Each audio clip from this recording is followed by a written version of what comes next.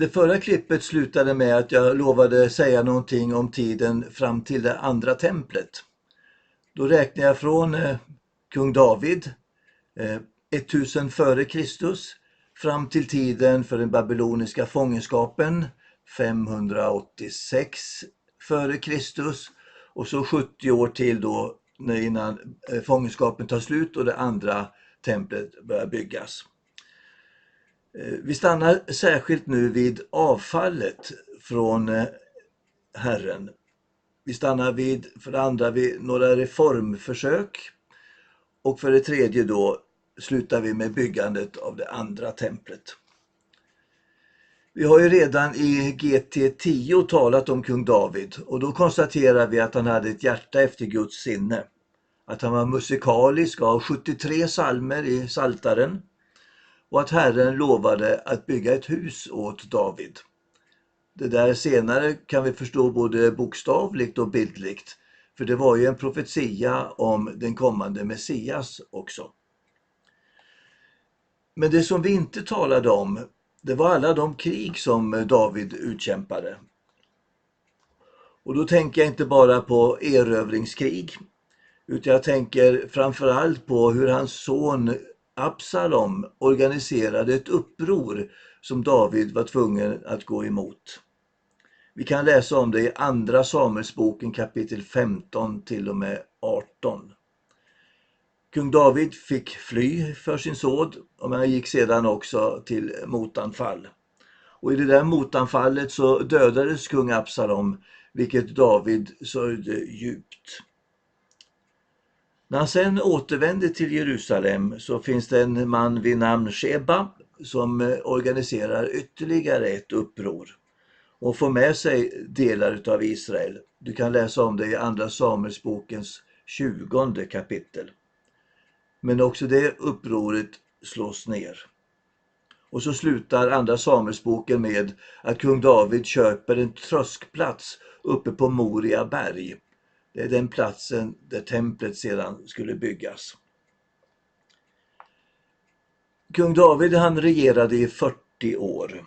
Och när han dör så efterträds han av en annan son, Salomo, den son som han fick med Batseba. Och av första konungabokens 3:e kapitel och första vers så får vi veta att Salomo gifter sig med den egyptiske faraonens dotter. Och det var ingen bra början på det sättet att det öppnade upp för andra gudar, egyptiska gudar in i Israel. Och det kom också att ta ut sin rätt på lite längre sikt. Salomo bad om vishet och han fick det. Han erövrade eller fick en stor rikedom, han blev mycket rik. Och han tog sig många hustrur som var ett tecken vid den här tiden på rikedom. Men det gäller inte bara att ta emot vishet och rikedom utan också att kunna förvalta den rätt. Och med det var det sämre. Jag ska nu läsa ifrån första konungaboken 11, verserna 4 till och med 8. Jag har inte skrivit ut texten för den är ganska lång. När Salomo blev gammal förledde kvinnorna honom att följa andra gudar så att hans hjärta inte förblev hängivet Herren, hans Gud, som hans far Davids hjärta hade varit. Salomo följde Astarte, sidoniernas gudinna, och Milkom, ammoniternas vidrighet. Salomo gjorde det som var ont i Herrens ögon och följde inte i allt efter Herren så som hans far David hade gjort.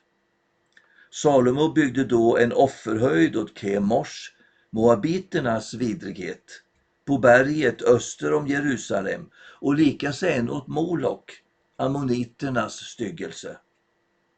På samma sätt gjorde han för alla sina utländska kvinnor som fick tända offereld och offra åt sina gudar. Ja, ni hör ju själva. När tiden gick så drog Salomo på sig Guds vrede. Och plötsligt så hade Salomo fiender både i Egypten och länder runt omkring och hemmavid. Och när han dog år 922 före Kristus så fanns ingen given efterträdare, utan riken delades i två, så att Jerobeam blev kung i norr och han hade med sig 10 av Israels stammar, och Rehabiam i syd som hade 2 stammar, Benjamin och Juda. Jerusalem låg i det södra riket, det som kallades för Juda. När vi sedan fortsätter att läsa första konungaboken och andra konungaboken så avlöser kungarna varandra. De beskrivs ofta med orden han gjorde vad som var rätt i Herrens ögon, eller ännu oftare han gjorde vad som var ont i Herrens ögon. Det är under den här tiden som profeterna trädde fram. Den första store profeten är Elia. Från och med första konungabokens 17:e kapitel och framöver så läser vi om hans bedrifter. Hans lärjunge och efterträdare hette Elisa.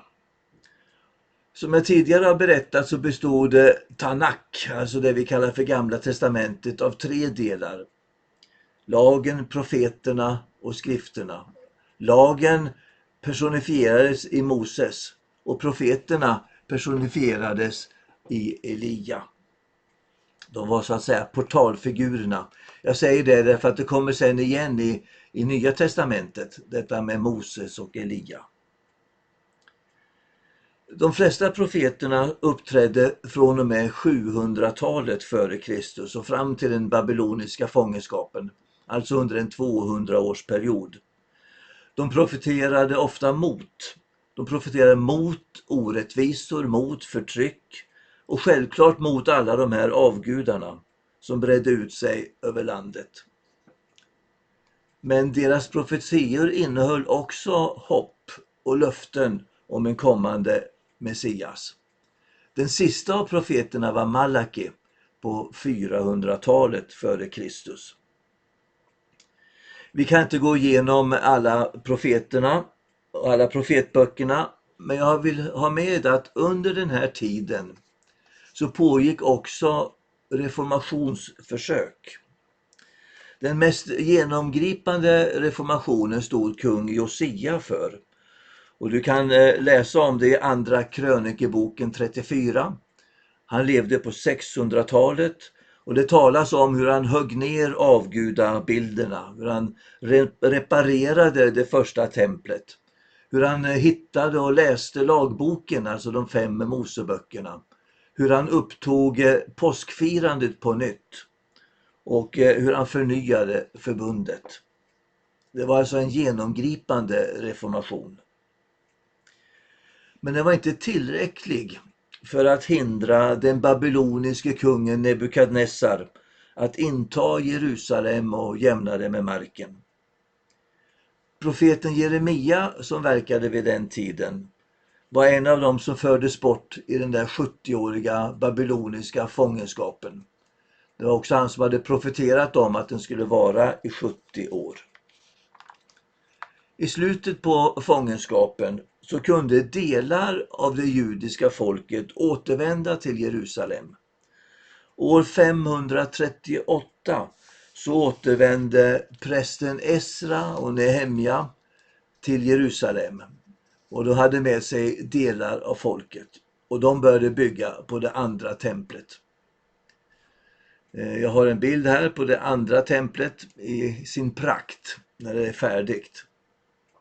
Det byggdes på samma plats som det första templet där, på Moria berg, den där tröskplatsen som kung David köpte.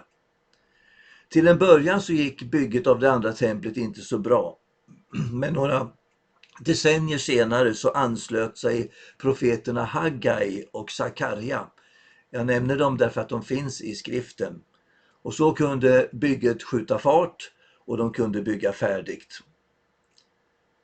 Även om de ganska snabbt kunde återinviga det andra templet så fortsatte man med att arbeta på det och att bygga ut det. Och vi ser antydningar av tempelplatsen här som på bilden som går runt om templet. I princip så var det inte klart förrän när kung Herodes trädde fram och förfärdigade det hela. Och då är vi på år 37 före Kristus och tiden ända fram till Jesu verksamhet. Det är i ljuset av det ständiga reformationsarbetet som vi ska förstå Johannes Stöparen och Jesus. Jag ska berätta mer om det i nästa klipp. Och sen när vi går över till klippen som behandlar det Nya testamentet. Tack för att du tittade och välkommen igen.